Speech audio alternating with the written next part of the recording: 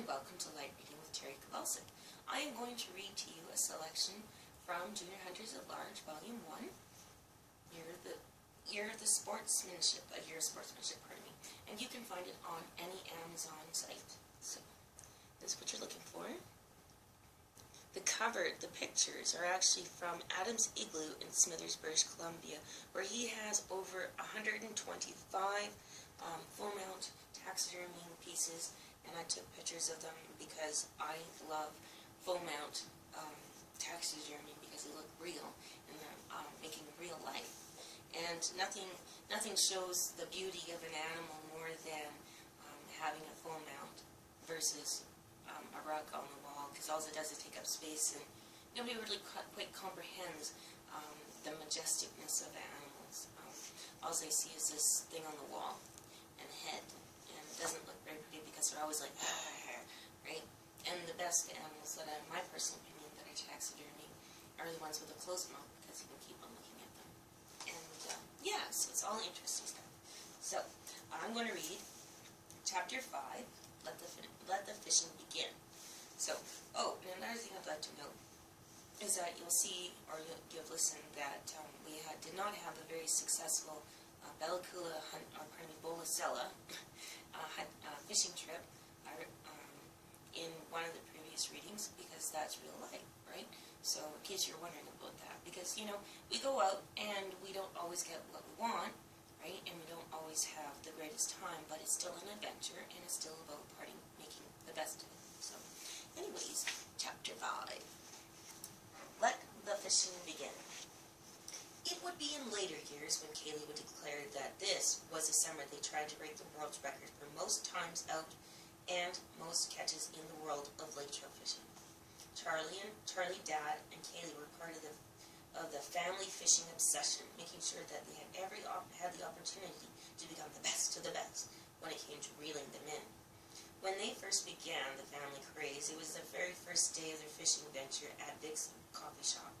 There, they ordered their usual half French meal, half coffee, hot chocolate and bagels with cream cheese, a type of early celebration that centered on their eventual fishing success. So, where are we going to start, Dad? Kaylee asked. He smiled. I figured we'd try Hatchet Lake. My friend Joe caught a 19-pound, 1-ounce lake trout there. As they sped through the beautiful fields, Charlie saw the huge lines of hay bales that surrounded the farmhouses along the way. Soon they were unloading the boat and hooking up their fishing gear, ready to take on the trout. Everyone was ready to go when Dad remembered the fish rod he was trying out from work. Can't forget this, he said, hooking it up. Starting the engine, the trio was off. The lake was pale green with a sandy bottom. Railroad tracks hugged the boulder embankment on the north side of the lake. Charlie looked west, eyeing the island covered with trees, as the eastern side offered logs that protruded into the lake with cattail bushes on the fringe. On their way to the middle of the lake while letting out their line, the fish finder began continuously beeping. What's that annoying sound? Kitty asked, wrinkling up her nose. That's the fish finder letting you know that we went over some fish. I don't think we went over a pile of fish, so I'll adjust the sensitivity level, Dad replied, turning it down to 80%. How do you know what kind of fish we're going over? Charlie inquired. Well, in this lake there are rainbow, kokanee, and lake trout. They live on the bottom, so when you see a fish on the bottom of the screen, you'll know it's from that particular trout family, whereas rainbow and kokanee usually live within the first 30 feet of water. The fish finder will also tell you if it's a small, medium, or large fish, Dad explained. Cool, Charlie replied, his face filled with happiness as he stared at the fish finder and became excited to learn the ins and outs of trout fishing. Just before they were about to slow down, Dad flipped the line release back and put the rod in its holder. Charlie followed in his footsteps as they trolled toward the tree-covered island, anxiously waiting for a fish to bite. An hour later, they reached the shoreline of the island and continued west to yet another. As they moved forward, occasionally a fish finder would go off and Kaylee would report what it was. Dad watched the fish finder show a deep drop-off between the islands. At the bottom of the lake, 3 large fish sat at 68 feet, making him beyond thrilled. Here's what we're looking for, Dad cheered. Right arm! Kaylee and Charlie waited for their lures to pass pass over the area as Charlie's rod suddenly started to bend. "Fish on! Come on, Mr. Fish!" It was here he had caught one, and his heart was positively beating out of his chest as Dad stopped the motor and Kaylee began reeling in the first prize catch. Charlie was excited. He reeled in his line but couldn't get the movement to continue. "Oh, for crying out loud. It's a deadhead in the water," Dad complained. Charlie handed the rod over to Dad as he tried to get the fish hook to release itself. As the line loosened, Dad reeled it in the line. He inspected the rainbow lead for any weak spots. Handing the rod back to Charlie, Kaylee was the one who turned completely bored of fishing for a lake trout. "Can we put up a different rig on my rod?" "What? You want to change your lure already?" Dad responded, surprised. "Well, can we?" Kaylee pleaded. "Can we try to hang on just a little longer, please?" Dad replied. "Oh, all right," Kaylee grumped. Dad and Charlie continued to fish for another 2 hours without a single bite. Kaylee whined. We're going over large schools of medium fish, all centered at about 25 feet. So, can we switch now?" "Fine," Dad said, rolling his eyes and shaking his head at the impatience. Fishing was most definitely not like a hunt. Patience was the main need for any fisherman, and the ability never to give up. "But we have to use a different rod. You can't use the lead line for fish for rainbow, so pick out your lure and I'll put it on." Kaylee found the silver Ford fender and her fluorescent orange apex and handed it over to Dad as he got it ready to go. She let out her line until she thought there was enough room between the boat and her lure, and stuck the rod into the holder, desperately trying her patience to get a bite. Desperately to hold her patience and get a bite. The fish finder beeped 5 times and unveiled 5 medium fish at 23 feet. "I hope I catch one of those," Kaylee announced wistfully. She so wanted to be victorious on the lake and run and tell her friends how she accomplished her very first lake trout fishing trip. Kaylee waited with bated breath for her rod to bend, staring at the metal stick until minutes later the rod began to bounce up and down. "Fish on!" Kaylee cheered. "Come on, fish it! Show me how big you are!" Charlie grumbled and reeled in his line. Watching Kaylee as her line appeared and a small silver fish was attached to the hook, Charlie laughed loud. "Ha! You caught a weenie fish." "This is a kokanee. Do you want to keep it?" Dad asked. "You know the rule. We always keep the first fish," Kaylee stated. Dad started the motor again, and soon both kids were once again letting out their lines. They sped down the lake a few hundred yards, and both of them put the rods in their holders. The sun was beating down into the shining aluminum boat. As Kaylee unzipped the blue fold-up cooler, she expected a bit of a wait, yet almost immediately her rod displayed the ultimate funky chicken dance in its holder. Charlie groaned. "Man, I just got the line out." Kaylee gleefully reeled in her second fish. Charlie laughed even harder when Kaylee pulled out a 6-inch kokanee.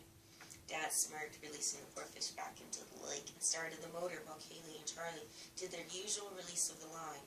Not even 3 minutes after slowing down, Kaylee had another fish on. "That's it!" Charlie exclaimed. "I'm changing fishing gear." Kaylee reeled in her third kokanee, but this time it was 12 inches, and her face beamed with pride. "I am keeping this one." Over the next couple of hours, Charlie and Kaylee caught and released over 20 fish. That was so awesome. By the time they loaded the boat back on the SUV, all 3 sported bright red sunburned faces. When they got home, Kaylee raced inside and told Mom all about her fishing experience and the fact that she was the ultimate professional, seeing that she was the only one who captured any fish. Yes, Kaylee was triumphant. Thursday morning, Dad announced they were going to Bear Lake that afternoon to once again try their hand at the elusive lake trout. They trolled their way down the lake and started to fish, trying their best to fill the boat with their treasure before having to head home. Bear Lake was much smaller than Hatchet Lake. There wasn't even a campground for people to stay at overnight. Most of the lake area was surrounded by houses, retreats for the people who wanted nothing more than serenity and quiet. It was only on the very eastern side of the lake, where where the coverage of trees was dense, as if the wild had its own very own section among the humans. On the opposite side of the small wilderness, there was a few houses spread out along the shore. Dad slowed the boat a couple of houses away from the unloading area, just as Charlie's rod bent over. Not again, Charlie grumbled. I hope I didn't catch a stupid stick like last time. Reeling in his line, wanting to at least tie his sister, if not actually beat her altogether, he felt something tugging on it. He held onto the reel, bringing it in slowly to the surface.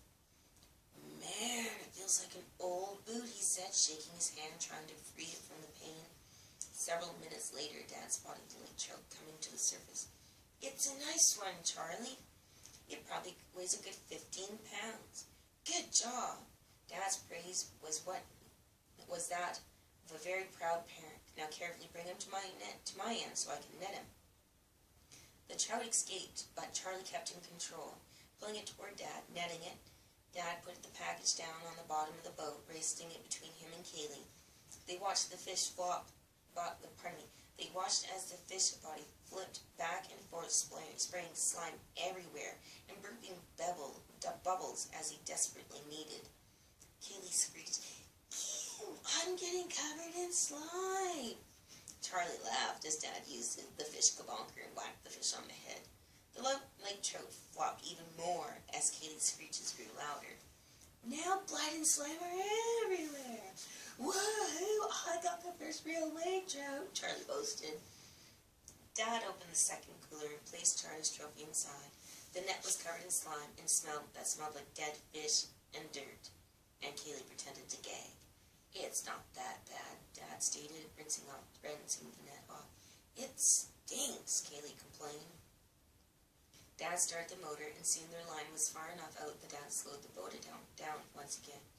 He ignored the look on Charlie's face as he stuck his tongue out at his sister, letting her know that she was no longer the best of the best fisherman in the family.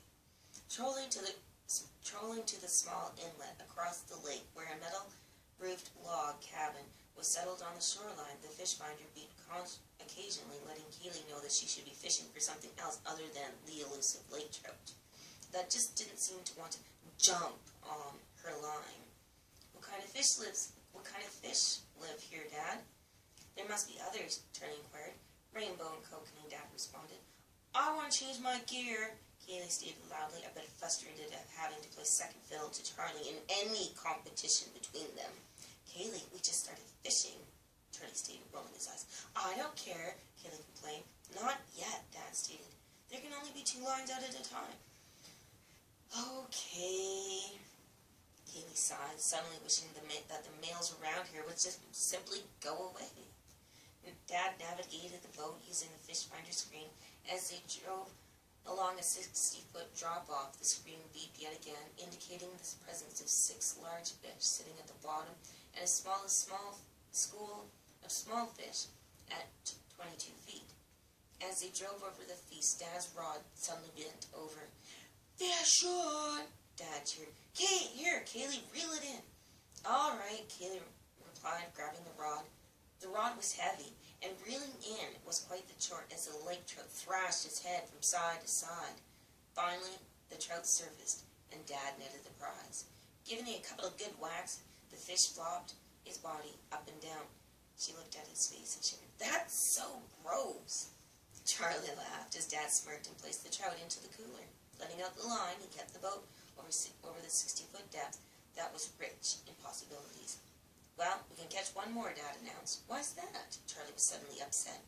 His bottom lip protruded as if a young child had just taken a transformer away in the midst of their play. Dad smiled and patted him on the head. There are rules, Charlie, you know that. When it comes to fishing regulations, you are only allowed to keep 1 lake trout per person. Kaylee seemed a bit upset with the news as well. Well, how many kokanee and rainbow are you allowed, she asked. 5 of each, Dad replied, taking a relieved breath. Knowing that there was only 2 species she ever wanted to try for, she smiled. Good, let's fish for them instead. At least she knew she was far better at it than Charlie when it came to that particular fishing event. Kaylee, I haven't caught a trout yet, Dad stated. She stared at the bottom of the boat, still a little tired of the male domination she felt on her sports life. Fine, I'll wait. After the usual routine of line releasing, Dad's rod finally started to bend. Fish on, Dad cheered. This one feels like a big one. Finally, the hook began to show. He looked over the side of the boat and was completely surprised, and not to mention a little confused. Dad, I can't see it. What? It's gotta be there. I still feel the weight. Here, just wait just a minute. Dad heaved the rod tip into the air, revealing a fishing lure covered in a stack of pond weeds. Charlie and Kaylee giggled. Maybe the big one is buried under all that, Charlie smiled. Dad laughed. Yeah. Well, it may not be a trout, but I can honestly say that my catch was far longer and heavier than yours. The three howled with laughter as Dad looked down at his watch. They had 30 minutes to get off the lake before it became too dark. Charlie started to let out his line again. No, I'd love to catch one tonight, but it's getting late. Dad shook his head, feeling the disappointment that suddenly appeared on Charlie's face. Speeding to the dock, Kaylee put the rods on the bottom of the boat as Dad secured the boat to the trailer. Charlie, can you grab the cooler for me and put it by the lake? Kaylee, find my knife for me. Charlie heaved the cooler out of the boat and brought it to the water's edge, as Kaylee followed behind with the knife that she had found in the glove compartment. Dad walked down to Charlie and opened the bag. The fish caught had a thick layer of slime over them, and their bodies had slightly blackened from being out of the water. Dad grabbed one by the gills and sliced the fish from one end to the other. Charlie's eyes were excited and interested in seeing and registering the whole process of a father-son fishing trip. He also tried not to laugh, as Kaylee's face wrinkled in disgust. He smirked as she swallowed hard and looked away from the scene. Charlie raised his eyebrow, returning his attention back to Dad as he removed the internal organs and the decapitated fish. Charlie looked back and forth between Kaylee and the fish head. Using the head as a puppet, he slowly reached over and put his hand into the mouth. Hey, Kaylee, look at this. Look, Ma, no hands. Oops, no body. Laughing, he started chasing her with the fish head, saying, Kaylee ran into the truck screaming, slamming the door. She locked it behind her and glared at her brother as if he was the only one who should truly lose his head. Charlie stood outside the window listening to Dad's quiet laughter echoing behind him as he finished the cleaning process. Charlie, I need you to grab me 3 bags, Dad stated. Charlie held each one open as Dad put the trout remains into the separate bags, placed them back into the cooler, and finally into the boat. Listening to the radio on the way home, the atmosphere was chipper between the father and son, as Kaylee mumbled a bit more than that. Today, she had not been the victor at the lake. Charlie ran in the house and told Mom of his fishing keepers. Mom chuckled. Soon Dad had put the trout in the freezer and the remains in the garbage, heading to the top of the stairs. How did it go? Mom smiled. He responded, Charlie was full of something today. He was kind of acting weird. Like how? I inquired. He laughed more than normal, and he went from mad to almost crying in a second and a half. He left Mom's side. Well, think about it. He's a young man. He's probably competing against his sister all day. Frustration, anger, these emotions that do happen fast. Dad shrugged. Maybe. Mom kissed him on the cheek. Let's keep an eye on his behavior some more, she urged. Dad nodded. Sounds like a plan. So what's this I hear about you having the biggest catch? Mom teased. Yup, I would have brought it home, but I didn't think anybody wanted weed soup for dinner. Mom laughed. So, are you going there again? Dad's eyes lit up. The true hunter, fisher, gatherer was certainly ingrained into all he did. I want to go back on Sunday. Charlie got an 11-pounder, so there's got to be bigger fish in there somewhere. How do you know? She smiled. Maybe he pulled out the granddaddy of them all. Dad remained enthusiastic as a schoolboy. I was reading about which lakes are stocked with fish each year. For the past 5 years, they put something like 50,000 kokanee into the lake every year. There's gotta be some real whoppers in there. That sure is a lot of fish. Yeah, that's why I want to go Sunday and fish all day. He's wait. Want to come? He almost laughed out loud, and as the quick look of revulsion passed over his wife's face. You know that I hate how slimy fish are. Besides, Charlie and Kaylee need to go fishing and experience it, like spending time with good old Dad. Remember when we used the blue canoe and trolled for the rainbow over before Charlie was born? Yeah, those were great times we had, huh? He recollected. Smiled. Well, it is Charlie and Kaylee's turn now. Smiling, Dad reached for a hug. Cool. On Sunday, Mom packed several sandwiches, snacks, fruit, and plenty of drinks for the next day with Dad. As the gang went out fishing at Bear Lake for the day. Dad, can I sit down in the front and fish for kokanees? Kaylee pleaded, sounding desperate not to have to sit in her brother's shadow. I guess. Hey, Charlie, want to share the rod? Dad asked. All right, Charlie replied, smirking in an evil way. Kaylee found her lucky silver Ford fender with an orange apex and rigged it up to her rod. Charlie followed suit, and put his own proven fish catcher on Dad's rod. With everything in the boat that needed to be there, Dad started the engine, turned the boat around, and headed back to the well-stocked lake trout hole on the other side. Within 50 yards of the area, Dad and Kaylee let out their line. Let the fishing begin, Kaylee announced. Dad steered them over the area, and the fish finder beat rapidly. Where are those? Kaylee asked. They're on the bottom, Dad replied. Oh, here's some for you. Charlie laughed. Yeah, they're all weedy fish. Dad's rod bounced up and down. Fish on! Charlie cheered, scrambling for the rod and reeling it in. Come on, Mr. Fish! Dad tried to sound like a coach, trying to calm the huge burst of energy that suddenly erupted from Charlie. If you reel it in slowly, son, they'll burp. And if they're too small, they'll have a better chance of living. How do you know? Charlie asked, his voice offering a sudden touch of anger. I was talking to a fish and wildlife man, and he said if you let them burp, they'll live, Dad replied. Charlie shrugged his shoulders. Okay. Reeling the fish in slower, small bubbles began to burst on the surface. Dad sized up the fish. Do you want to keep him? He's not as big as the other one. Let's put him back. Kaylee mumbled. Make up your mind. Dad used the pliers and pulled the lure out of the fish's mouth, allowing the trout to race back to the safety of the bottom to celebrate his sudden reprieve. Dad drove the boat back and forth over schools of fish for a couple of hours. Kaylee didn't get a nibble. Reeling in her line, she put her life jacket on the floor and lay down for snooze. Charlie took the opportunity and moved to the front of the boat, rigging up his line and letting the line go free to bring him an even bigger catch. Kaylee napped while Charlie and Dad retraced their steps, getting nibbles from time to time. Dad decided to veer off the path a little as Charlie's rod suddenly bounced 3 times. Grabbing the rod, he held his breath and started to reel in his new treasure. Dad turned off the engine and yelled, Kaylee, get up! I need you to get net our fish. Kaylee covered her head with her jacket. Kaylee, get up! Dad and I both have fish on, so you have to net them, Charlie demanded. Grumpy beyond belief, Kaylee kneeled on the middle seat, grabbed the net, and waited for the first fish to be pulled in. Charlie's was about the same size as his last one, but Dad's was absolutely huge. Its belly was wide and full, and Kaylee was terrified. She didn't even want to net it. Putting the net behind his tail, the fish suddenly freaked off and took off in a dead run.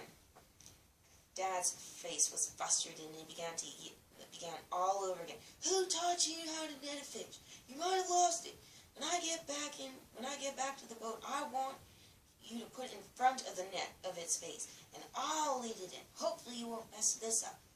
Kaylee frowned while Dad reeled his fish back in. She did as she was told and tried not to heave it into the boat. With both caught and saved, 2 ugly lake trout were now spreading bloody slime everywhere. Dad measured his lake trout. Why are you doing that? Kaylee asked. Because my friend Joe's catch is in first place right now, and I have to catch a bigger one than his to win, Dad stated. Oh, Kaylee replied. I think this is definitely going to win it, Dad was truly excited as he fired up the engine and flew down the glass lake body of water. Back at the water's edge, Dad cleaned the fish as Charlie held out the bag. As Dad moved on to catch number 2, Charlie yelled, "Kaylee, come look at this." He was skeptical, looking for any fish ick as she walked toward him. Charlie stood up. "I want to show you a kokanee."